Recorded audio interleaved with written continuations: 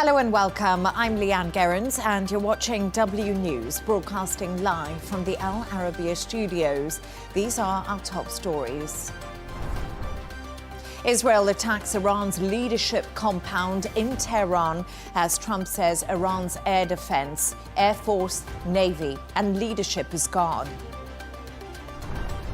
Israel steps up its military campaign against Hezbollah in Lebanon with fresh airstrikes hitting Beirut. Videos of Bill and Hillary Clinton's deposition to the House Oversight Committee about their ties to Jeffrey Epstein are released.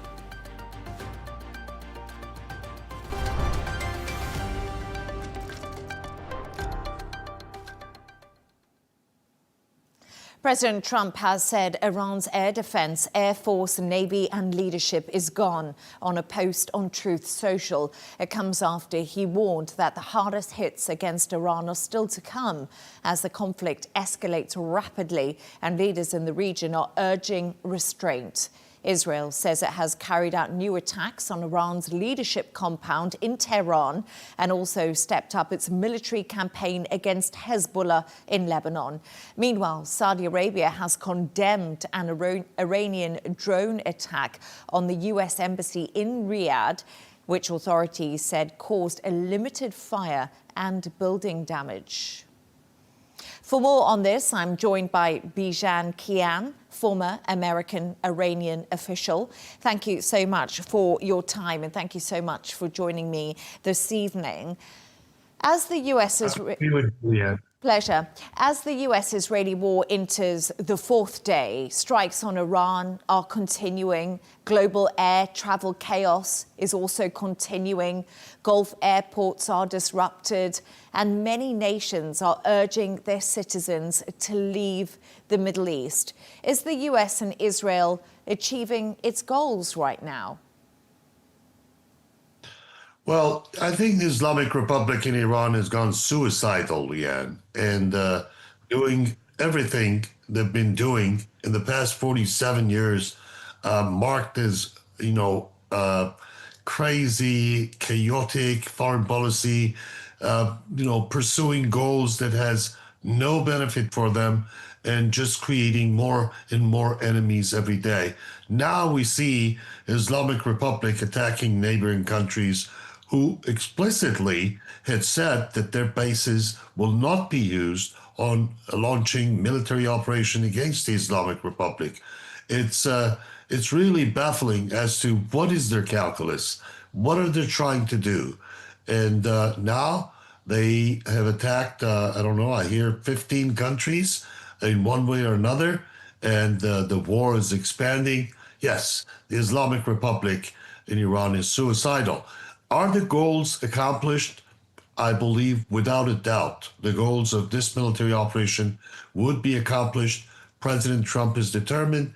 He said initially he was looking at 4 weeks and maybe faster in bringing an end to this military operation. But I have a feeling that if it has to go longer, he will go longer. He will defeat the Islamic Republic. Islamic Republic is committing a suicide. Either they would be defeated or by their own silly actions, they will defeat themselves. And it's really interesting because I wanted to come on to the timeline with you, actually, Bijan. President Trump says the US has enough stockpiled weapons to fight forever, wars forever. He also said the US-Israeli war could last about 4 to 5 weeks, as you said. Pete Hegseth has not committed to a specific timeline when we heard him speak. So how do you interpret these different messages? And do you believe the administration has a clear, unified plan at the moment? Because this is where the confusion is coming in. Yeah, it's natural for a Secretary of War, Pete Hegseth, to hesitate in announcing dates, start or finish of a military operation. It signals something that military commanders don't like, because to say this is when I'm going to start exactly takes the surprise element out, and to say when we're going to end is going to show a somewhat weakness, a limitation in time and resources. So I don't see this as a very unusual thing.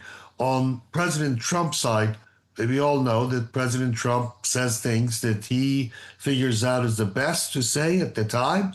And we also know that the Secretary of War is following a very, very routine protocol, not to get into specific dates and strategies and what they're going to do, when they're going to do it, and how they're going to do it. Yeah, but it's really interesting because Donald Trump ran to be president and said there will be no more forever wars. And I think this is raising lots of concern in the US and around the world. But Marco Rubio said the US launched its strikes on Iran because it learned that Israel was planning its own attack on targets within Iran, with MAGA voices like Tucker Carlson strongly criticizing the US strikes on Iran and blaming Israel's influence. What does this mean for Trump's supporter base back at home? Bear in mind, we've got those midterm elections coming up. Yes, I'm sure midterm elections is something on the mind of every Republican and every Democrat. So it's a serious competition ahead, and I believe President Trump is doing the right thing. He is doing what the President of the United States has to do to protect the United States citizens and protect the United States territories. Islamic Republic has been a menace to its own people, to the countries in the Persian Gulf, to neighboring countries, and to the world. And most brutally killing its own people, Leigh-Ann. Tens of thousands of Iranians who had nothing but the right to a normal life shouted in the streets, were shot. They asked for bread, and they were responded by bullets. So Islamic Republic has shown the kind of behavior throughout the years that really makes it impossible for this entity to be a member of the international community. Look at what they're doing right now, attacking Saudi Arabia. Why? Saudi Arabia said you cannot use my bases to attack Iran. They did everything. All countries in the Persian Gulf region did everything to stay clear of any involvement in this military operation. Why is Islamic Republic attacking them? This shows to me a chaotic group of people hit hard. The people don't want them anymore.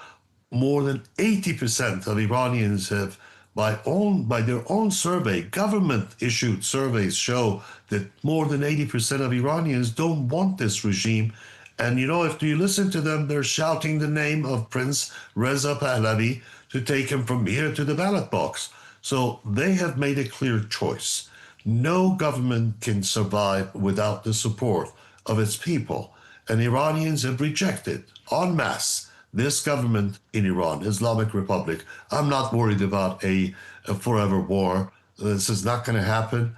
The Islamic Republic is a paper tiger militarily, without a doubt. Now, a few years ago, when they had their proxies in place, when they were a lot stronger and they were acting like it, the question of how long would they survive a military operation may have been valid. But today, without a doubt, the Islamic Republic is on its knees. Last breath is what it's doing. And people are celebrating that, by the way. Iranians, I've never seen a people of a country being attacked militarily and cheering in the streets and dancing because a monster has been eliminated. That's the Ayatollah Khamenei. You know, he killed people senselessly, absolutely. And then, remember during the COVID times, he banned the import of vaccines, but it was okay for him to receive the same vaccines he banned for the people, for himself and his family. The brutal man has been eliminated, and people are cheering in the streets. And just a final thought from you, if you would. Let's talk about the UK and the US special relationship, because that appears to be under threat at the moment, especially because Donald Trump doesn't feel that the UK has supported them in this attack on Iran. It's been quite an interesting foreign policy shift that we are seeing playing out in front of us. What do you make of this? Because we are hearing reports now that the UK Prime Minister Keir Starmer says that HMS Dragon is to be sent to Cyprus, I believe. You know, I never understood the reaction of the UK with respect to banning the use of Diego Garcia. I didn't understand that. I didn't know on what calculus the Prime Minister was making that decision. But this Prime Minister is different. If you're looking for what happens to the cross-Atlantic relationship and UK-US special relationship, yes, very unusual behavior from the Prime Minister. I don't believe President Trump's behavior has been any different than anybody expected. But I wonder the motives, wonder the motivation on not coming to the aid of the United States, where their own interest, UK interest, is at stake. That's where I didn't understand. You know, there was pressure on UK, and UK doesn't want to play ball with a long time partner that has this permanent relationship across the Atlantic. I didn't understand that. But I do believe the strength of the relationship exceeds the tensions and complexities. And as we could see, it's changing already. Prime Minister is changing its position, and I'm happy to see that.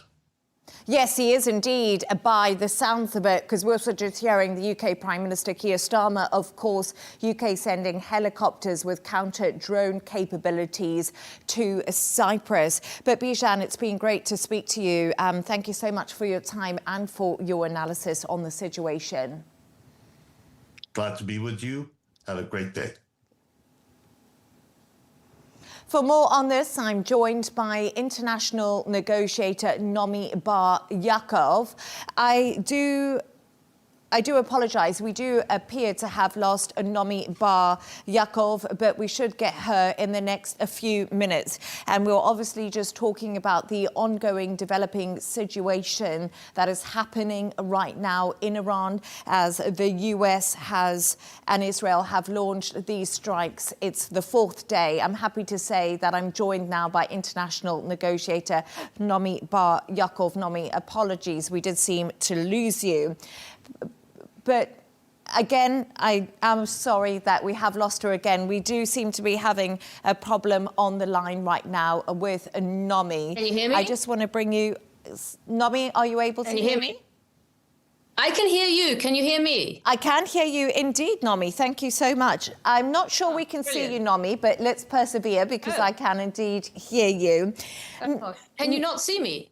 Not right now, Nomi, but I can definitely hear you, which is a good start. So hopefully we'll get up your picture soon. But Nomi, I just want to start with you on what we've heard from the Iranian Foreign Minister, Abbas Araghchi, has said the US has entered a war of choice on behalf of Israel. How accurate is this assessment as the US-Israeli war enters its fourth day? Well, I think Abbas Araghchi has a point. Israel was very keen to strike Iran, and it's no secret that Israeli Prime Minister Benjamin Netanyahu concluded the deal, the attack on Iran during his last visit in Washington. And yes, I think, it takes two to tango. The president of the US is an independent actor, and he can make his own mind up. But certainly I would say that the idea definitely was the Israeli prime ministers. Absolutely. That's so fascinating, because the more and more we look into this is what a lot of criticism Donald Trump is facing over in the US, Nomi. But the Iran war's duration also remains unclear and uncertain at the time. US and Israeli leaders have really provided varied outlooks. Could the Iran war pose a new test to Israeli and US ties that we've seen historically close for so long?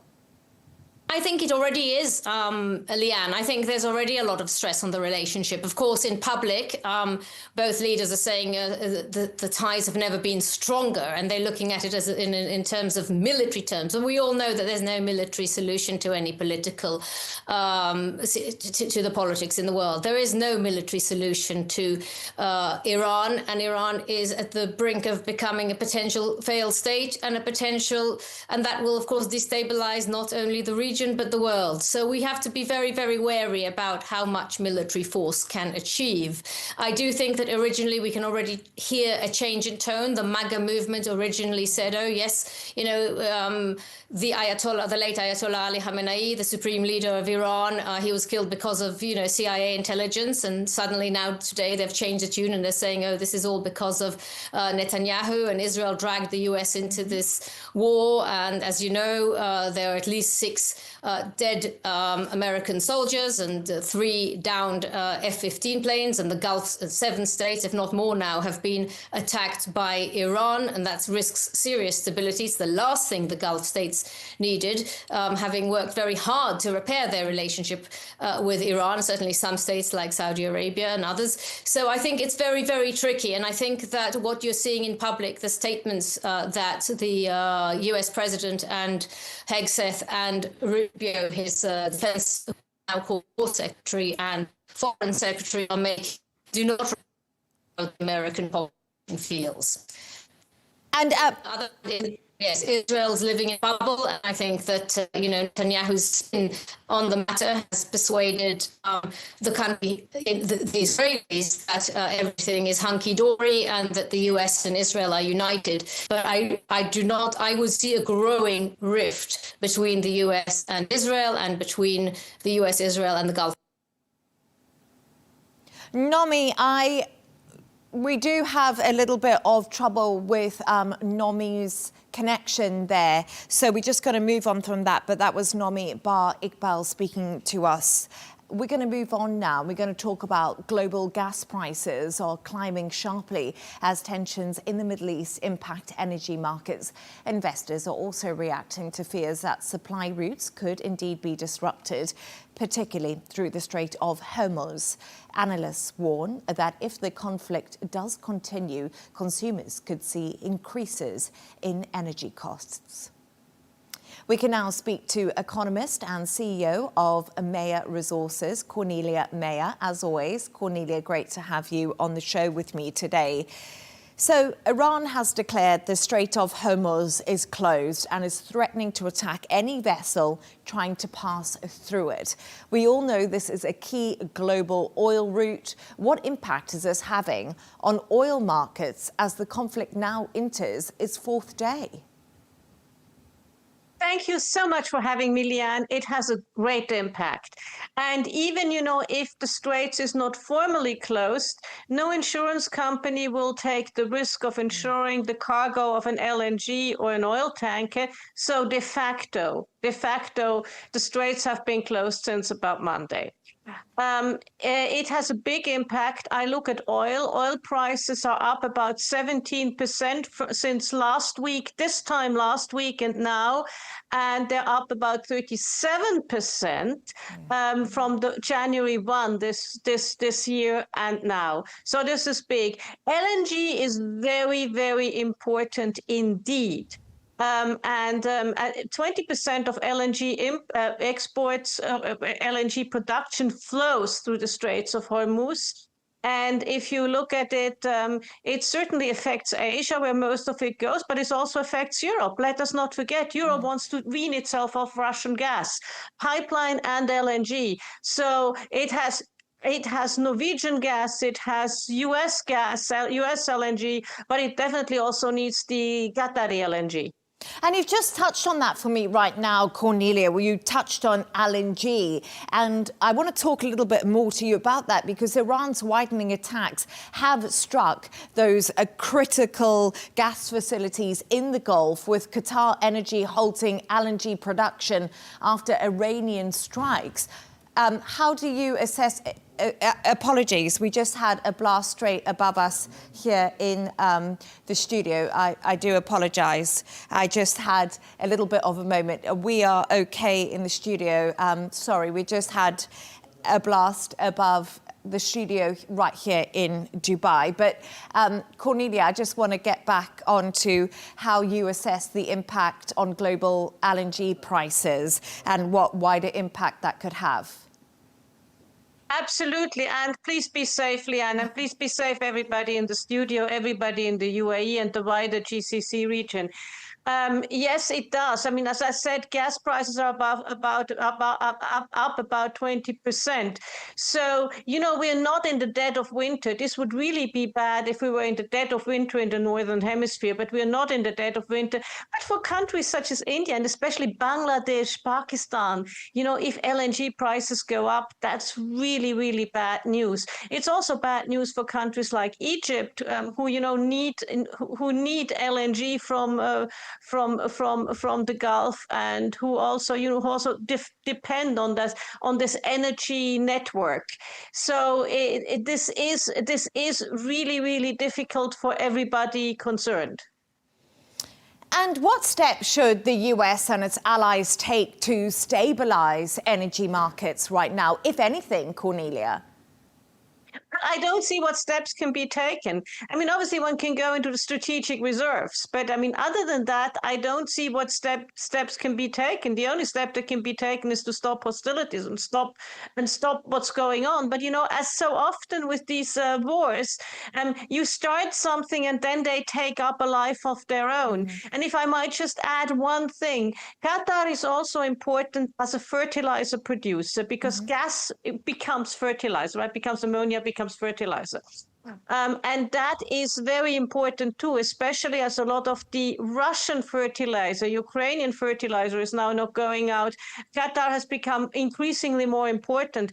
And that goes not just to energy, that goes to food prices then. So this whole thing has a huge inflationary pressures. And Cornelia, China, we can't forget them out of all of this because it's the largest buyer of Iranian crude oil as the conflict continues. How could this impact China's energy supply, import costs and broader economic stability? Because I think this is a concern right now across many regions around the world.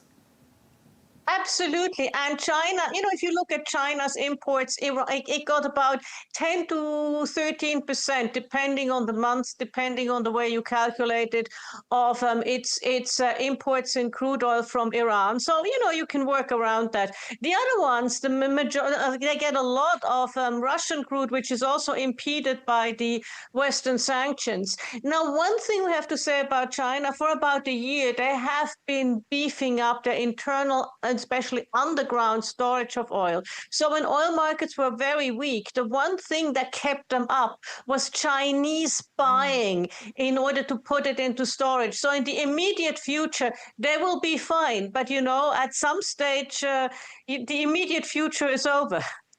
And spot gold, this is something that has surprised me, Cornelia. I want you to talk to me about it. It's fallen, trading 5% lower. Why are people moving away from this traditional safe haven of gold and they're moving to the US dollar, it appears? You know, there is the old saying of traders, buy on the rumor, sell on the fact. And that's what's going on here. People were a bit worried on the geopolitical situation, so what they did is buying gold.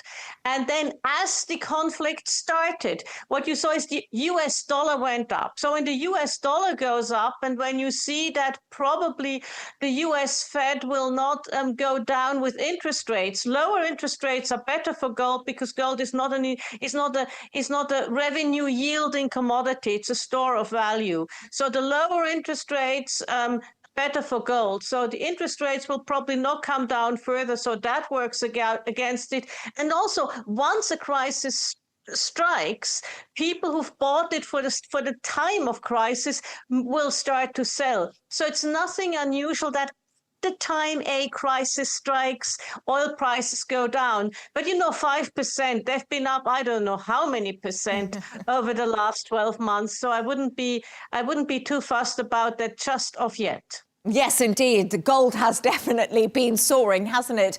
I like that. Buy the rumour, sell the news. Cornelia, Meyer, as always, great to have you on the show. Apologies for the interruption when we heard that blast. Thank you so much, and please be safe. Thank you.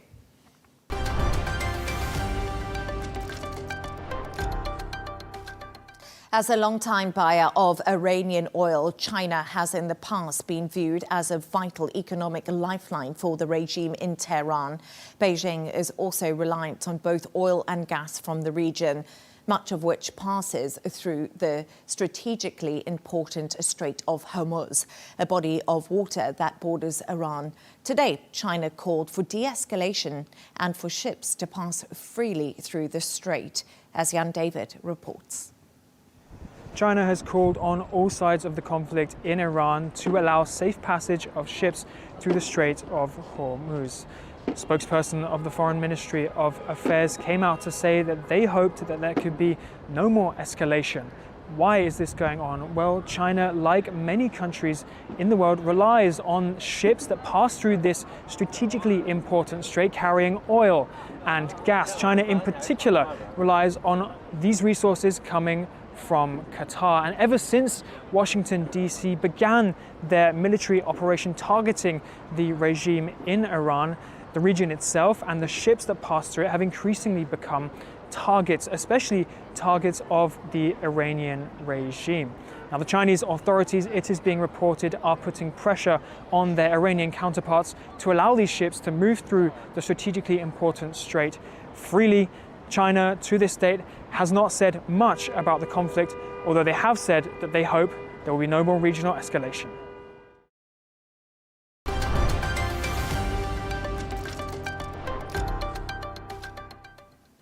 Videos of Bill and Hillary Clinton's deposition to the House Oversight Committee about their ties to Jeffrey Epstein have been released.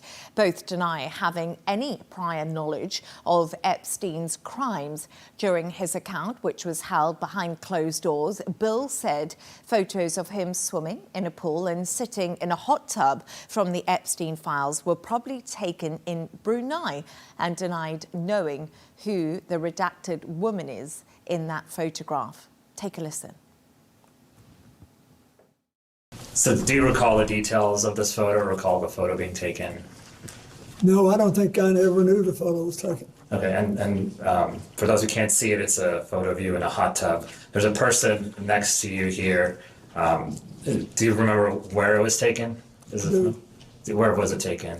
I'm almost sure that this taken, I think there's an adjacent photograph, which you probably have, that if people saw it, they would feel that someone was trying to con them showing this picture.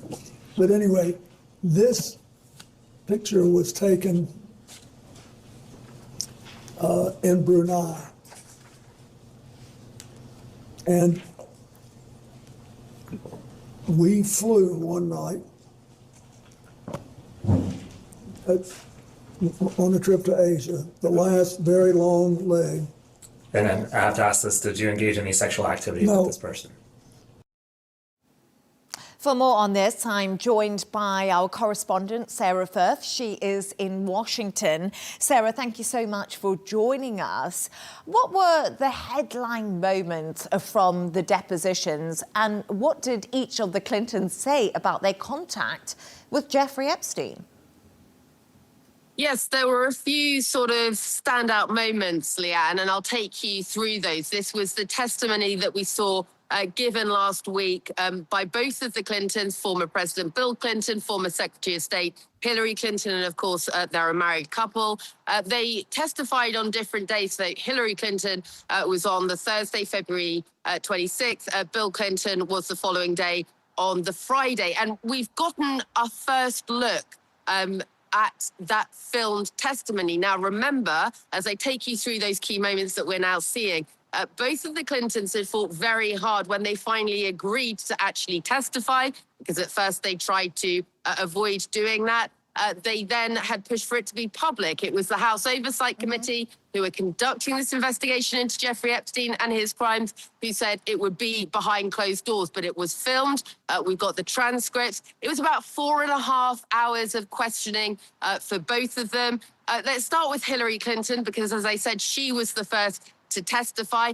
And notably, Leigh-Ann, we saw a couple of moments where Hillary Clinton, who's known for handling these public questionings in a very calm, controlled and calculated way, losing her composure at a couple of key moments. Now, first of all, was as the hearing got underway. Now, as we said, the Clinton team had pushed for this to be public. The House Oversight Committee had said it would be behind closed doors. But what happened was a photo was taken by one of the Republican members of that House Oversight Committee, released to a member of the media and started circulating. And we saw Hillary Clinton, quite a rare moment, losing her composure there and speaking very firmly to the Republican member involved in this, saying this was just typical. She said, "I'm done. You can hold me in contempt," she said, "until the cows come home. I'm done for now." And then we saw her get up now after some debate with her team about this violation of the rules that the committee themselves set by a committee member. Hillary Clinton did then continue with her testimony. And at another point, Leigh-Ann, we saw her again getting a little bit irate with one of the members' questions. She was saying, "Look, I've answered, I don't know how many different ways that I did not know Jeffrey Epstein." And when she was repeatedly pushed on this, she said, "I don't know how many more times I have to say it. I did not visit his island. I didn't visit his home. I didn't visit his offices."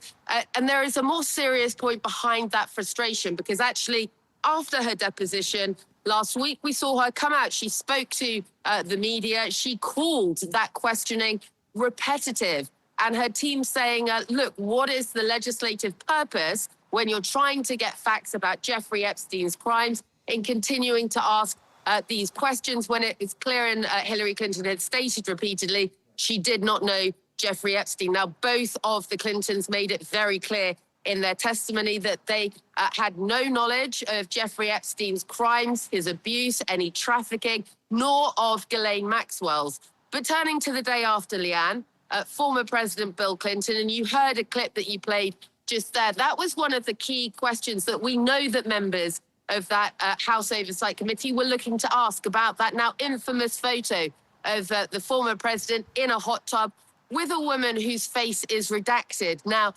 the members of the committee, they asked the tough questions there. They said, as you heard to Bill Clinton, they were asking about whether he knew that there were any underage women there. He said not to his knowledge. Were any of the women there under 18? He said no.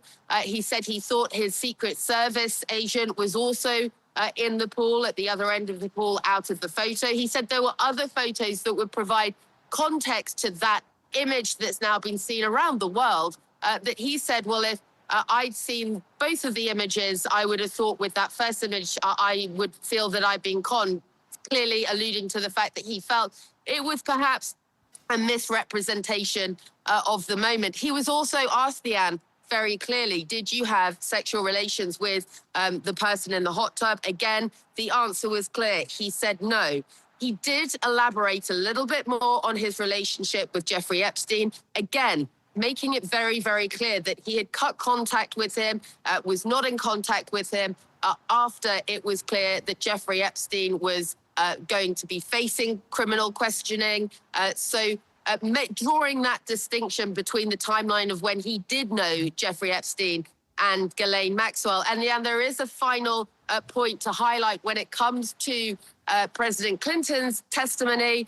You have seen Washington really take notice of his answers when he was questioned over whether the House committee should be questioning President Trump about his relationship with Jeffrey Epstein. And at one point, one of the members of the committee saying, look, Donald Trump appears in the documents more than most other people, apart from Ghislaine Maxwell. That is quite a revelation statement to be making in that testimony in that way. That was one of the questioners of that oversight committee. And they asked the former president, do you think that Donald Trump should be called before the House committee to answer questions under oath? And he said, well, look, that is a question for you guys. But what he did go on to say is that in terms of the knowledge he had of President Trump's relationship with Jeffrey Epstein, that President Trump had said that he had known Jeffrey Epstein, that they'd had some great times over the years, but that they'd had a falling out over a real estate deal. And now he was pushed a bit further as to where this happened. He said it was on a golf course when Donald Trump had joined them for a couple of rounds. And he said he didn't remember Donald Trump elaborating any further than that. Now, it's important because we know the Democratic members of that House Oversight Committee, they have pushed very, very hard for President Trump to be questioned under oath about his relationship. And they're saying, look, you've called the former President Bill Clinton and Hillary Clinton, the former Secretary of State, to testify, and yet Donald Trump's name appears multiple times throughout these documents. He should be questioned under oath too.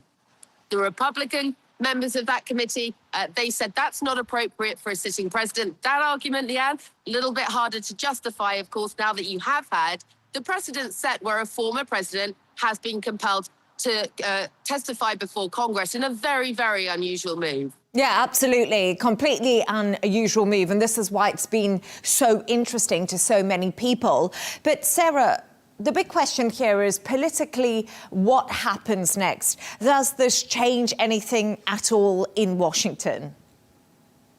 Well, look, there were no sort of bombshell moments that would change things dramatically as they stand right now from either the testimony from Hillary Clinton or Bill Clinton. Look, what the committee are trying to get to is how Jeffrey Epstein was able to operate in the way he did. So who knew what? When did they know it? Was anyone responsible for ignoring warning signs or not reporting a crime? This is the information that they're trying to get to, and they've got a longer-term aim of trying to tightening up anti-trafficking laws here in the United States. And they want to see whether Jeffrey Epstein's relationship with those in powerful positions was part of the reason he was able to continue with his criminal activity for as long as he did.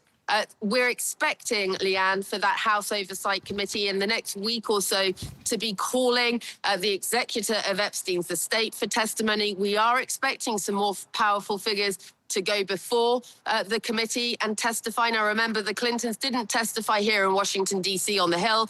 Theirs took place in New York as an accommodation. It took place near their house. But in the next couple of weeks, Leigh-Ann, expect to see some more powerful names pulled up before Congress on the Hill here in Washington, D.C. to answer some very tough questions about what they knew, when they knew it, and what their relationship was with President Trump. There's been a lot of focus on people like Commerce Secretary Howard Lutnick. They have been asking, especially the Democratic members, why some of these key figures who'd come out publicly before the release of these documents to claim that they distanced themselves from Epstein. Once the documents were released, it was clear that the relationship had been more personal, had gone on longer than they had publicly made clear. So there are some tough questions to answer here. And we saw that in particular with the former President Bill Clinton's testimony. You know, those questions that were asked, very uncomfortable, but he went on the record. And again, both the Clintons saying they did not have any knowledge, they say, of Jeffrey Epstein's crimes, about trafficking, about abuse of the women. And again, coming back to all of this, Leigh-Ann, we always say, you know, the focus here really is on trying to get transparency around what happened and justice and accountability for the victims and those women and girls who have so bravely spoken out and have pushed things to get to the point where they now are, where we're seeing this very public investigation. Yes, indeed, Sara Firth. As always, we always say that it's about the victims, but thank you so much for your time and joining me today. Thank you. Stay safe, guys. Thank you.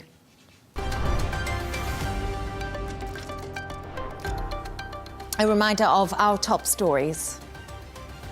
Israel attacks Iran's leadership compound in Tehran as Trump says Iran's air defense, air force, navy and leadership is gone. Israel steps up its military campaign against Hezbollah in Lebanon with fresh airstrikes hitting Beirut. Videos of Bill and Hillary Clinton's deposition to the House Oversight Committee about their ties to Jeffrey Epstein are released.